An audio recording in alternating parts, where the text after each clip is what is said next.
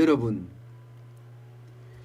위기 때는 현금이라는 사실은 이미 우리가 확인을 했습니다. 그런데 요즘 또다시 현금이 굉장히 많이 늘어나고 있어요. 지금 개인이 현금을 늘어나는 것 같지는 않습니다. 현금을 늘리는 사람들은 기업이나 기관이지 않을까 그렇게 예측될 정도입니다. 왜 그러냐고요? 자, 딱 하나만 보겠습니다. 딱 하나만. 이걸 보시면 여러분들도 굉장히 놀라실 거예요. 5대 시중은행의 정기예금 잔액 추이입니다. 자, 보시는 것처럼 3월에는 652조 3277억 원이었습니다. 다시 말해서 정기예금 자체가 많은 사람들이 예금을 통해서 생활을 했다는 이야기예요. 그런데 이게 금리가 B컷이 되잖아요. 3월에 0.5% 떨어지고 5월에 0.25가 떨어지나요? 금리가 두 번 떨어지면서 지금 기준금리는 0.5%가 됐습니다. 그러면서 말입니다. 정기예금이 빠지기 시작했어요. 649조 6,198억 원은요. 4월이었고요. 5월에는 643조 수준으로 6월에는 무려 633조 수준으로 떨어졌다가 7월엔 최하로 떨어졌습니다. 627조까지 정기예금이 떨어졌어요. 그런데 최근에 정기예금이 계속 늘어나고 있다는 거예요. 지금 6월보다도 더 많이 늘어났습니다. 8월에는 628조로 늘더니 9월에는요 635조 7,964억 원으로 늘었어요. 635조 7,904억 원으로요. 이 말은 무슨 이야기예요? 이 말은 지금 이 말은요 뭔가 분위기가 달라졌다 이런 얘기가 되는 겁니다. 지난해 10월 이후로 월별 기준으로는요 최대폭 증가했습니다. 7조나 증가했으니까 7조나 증가했으니까 말입니다. 5대 시중은행의 말입니다. 금리가 0.5%로 떨어졌는데 오히려 정기예금은 늘었다. 이 말은요 우리에게 시사하는 바가 굉장히 큽니다. 우리에게 시사하는 바가. 여러분 생각을 해보세요. 왜 기관이 왜 기업이 지금 현금을 쌓고 있을까? 이거 말입니다. 현금을 쌓고 있다는 것은요 미래에 대한 불확실성이 크다는 이야기예요. 미래에 대한 불확실성. 미래에 대한 불확실성이라는 게 뭐예요? 기업에서는 매출이 늘고 영업이익이 늘고 순이익이 늘어야 되는데 앞으로 가면 갈수록 야 이거 매출 늘겠느냐, 이게 영업이익이 늘어나겠느냐, 순이익이 늘어나겠느냐 이렇게 걱정하는 사람들이 많아졌다는 이야기입니다. 걱정하는 사람들이. 그러니까 정기예금이 이렇게까지 늘어나고 있는 겁니다. 금리 보세요 여러분. 금리를 보면 도저히 정기예금이 왜 늘어나는지를 모를 정도예요. 금리 보시면 지금 8월 기준으로 0.81입니다. 0.81. 대출금리도 2.63밖에 안 돼요. 근데 정기예금 금리가 0.81인데 이렇게까지 7조까지 늘어나서 635조까지 올라간다는 사실이 이 실물 경제에 뭔가 충격이 오지 않을까 하는 예상까지도 지금 해보게 되는 거예요. 여러분, 그러면 기업이 왜 이렇게 불안 심리를 가지고 미래에 대해서 불확실성을 가질까? 이거를 먼저 생각해 보면 우리 경제가 어떻게 돌아갈지 그 방향타를 잡을 수가 있겠죠. 일단 기업은 무조건 매출 정대, 순이익 정대 이게 목표예요. 그것만 딱 보자고요. 자, 기업이 매출이 정대되려고 그러면 내수가 좋아야 되고 수출이 좋아야 되잖아요. 그런데 지금 내수가 꼬꾸라지는 모양새다. 이렇게 기업은 판단한 거예요. 예, 꼬꾸라지는 모양새다. 앞으로 연말까지도 내수는 살아나지 않을 거다. 이렇게 판단하는 겁니다. 지금 문재인 정부는 1차 재난지원금에 이어서 2차 재난지원금까지도 지금 지금 뿌린다고 이야기를 하는데도 불구하고 기업들은 반대 생각을 한다는 거예요. 매출이 안 늘어날 거다. 이렇게 판단하고 있는 겁니다.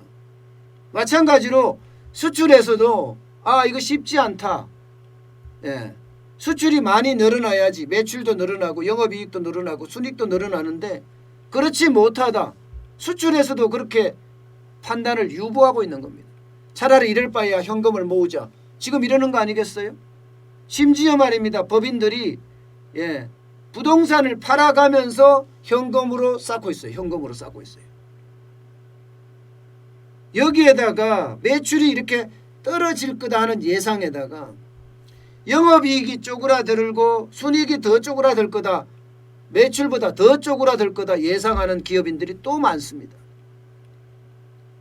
정부가 기업의 영업 비용을 늘릴 수 있는 모든 규제 수단들 그런 게 경제 민주화라는 미명하에 지금 입법화되고 있거든요. 대표 집단소송제라든가 다중 대표소송제라든가 징벌적 손해배상이라든가 뭐 한두 개가 아닙니다. 게다가 노사관계법도 지금 해고자도 개별기업 노조에 가입할 수 있게끔 바꾼다고 하죠. 뭐 한두 개 해야죠. 모든 법안들이 지금 상정이 곧 될 거고요. 여기는 야당도 지금 동조하고 있는 모양새예요. 그렇기 때문에 기업 입장에서는요. 이 법들이 통과하면 소송 비용도 굉장히 많이 늘어날 거고요. 소송 비용. 그러면 소송 비용이라는 게 판매 관리비잖아요. 판매 관리비로 다 떨어지면 영업이익이 줄어들죠. 영업이익이 줄어듭니다. 여기에다가 배상 비용도 많이 늘어날 거예요. 배상 비용도. 소송 뒤에는 배상이 있는 거 아니에요. 배상 비용까지 늘어나면 영업이익은 더 떨어지겠죠. 여기다가 법인세는 또 어떻게 돼요? 법인세. 사내 유보금에 대해서도 지금 소득세를 매기겠다고 이야기하잖아요. 세금을 때리겠다고 이야기하잖아요. 그렇게 되면 지금 법인세가 25% 여기다 지방세를 포함하면 27.5%거든요. 여기에 사내 유보금에 대한 세금까지 만약에 합치면 30.5%가 됩니다. 30.5%. 다시 말해서 이렇게 되면 세금이 많이 나간다는 뜻이잖아요. 세금이 많이 나가면 또 순이익이 쪼그라들어요. 영업이익도 쪼그라드는 데다가 순이익까지 쪼그라들어. 그러면 어떻게 됩니까? 기업 입장에서는 미래가 불확실할 수밖에 없죠. 그러니 기업 입장에서는 지금 현금을 쌓는다. 이 말이 어쩌면 당연한 결과일 수도 있습니다. 당연한 결과일 수도. 이게 여러분 정기 예금만 늘어나는 게 아니에요. 정기 예금만 늘어났으면 제가 이거를 메인 주제 지금 오늘 핵심 주제로 잡지도 안 했습니다. 요구불 예금도 굉장히 많이 늘어나고 있습니다. 요구불 예금도. 주요은행 최근 5개월 요구불 예금 잔액입니다. 9월 기준으로 보면요. 533조 4,096억 원이에요. 요구불 예금 내가 요구하면 바로 돈을 내주는 돈이란 뜻이에요. 다시 말해서 수시로 입출이 가능한 돈이란 뜻입니다. 이게 계속 늘어납니다. 5월에 491조에서요. 지금 533조까지 늘어났어요. 얼마나 늘었습니까? 이게 40조 가까이 늘었죠. 40조 가까이 늘었다는 것은 지금 많은 기업이나 기관이 부동산을 팔아서 아니면 자산을 팔아서 자산이라는 게 주식도 있을 수 있으니까요. 안전자산도 있을 수 있어요. 금도 팔아서 전부 현금화하고 있다. 이런 얘기가 가능한 이야기입니다. 근데 더 큰 문제는 여러분 큰 문제는 개인은 지금 현금을 못 쌓고 있다는 게 문제입니다. 지금 현재까지 나오는 내용을 보면요. 개인이 현금을 쌓지 못한다는 것은 은행들의 공통된 이야기예요. 물론 뭐 자산가들의 요구불 예금이 늘어나기는 하겠죠. 그러나 기관이나 기업에 비해서 개인이 많이 못 쌓는다는 거예요. 이 개인이 못 쌓는다는 것은요, 바닥 경기가 나빠진다는 거고, 또 다른 말로 하면 소비시장이 위축된다는 겁니다. 사실 여러분도 아시지만 개인이 소비를 합니다. 개인이 투자를 합니다. 그런데 그 개인이 현금을 쌓지 못한다? 현금이 기관이나 혹은 기업에 비해서 현저히 낮다? 이 말은 이들이 쓸 돈도 없어졌다는 거예요. 쓸 돈도 줄어들었다는 거예요. 그렇게 되면요, 이게 소비가 그만큼 줄어들고요. 소비가 줄어들면 바닥 경기가 사실 엉망으로 발전할 수밖에 없어요. 지금 현재는 사회적 거리두기 2단계에서 1단계로 좀 낮춰지면서 그나마 바닥 경제가 조금 보이는 것 같지는 하지만 이게 조금 보이는 정도지 아직까지는 치고 올라오는 수준은 아니다. 지금 이렇게 봐야 할 것 같습니다. 어쨌든 지금 기업이나 기관이 보는 것은 경제 위기가 계속될 거다 이렇게 본다는 사실이고요. 또 개인은 지금 돈이 점점 떨어지고 있다. 이런 얘기가 됩니다.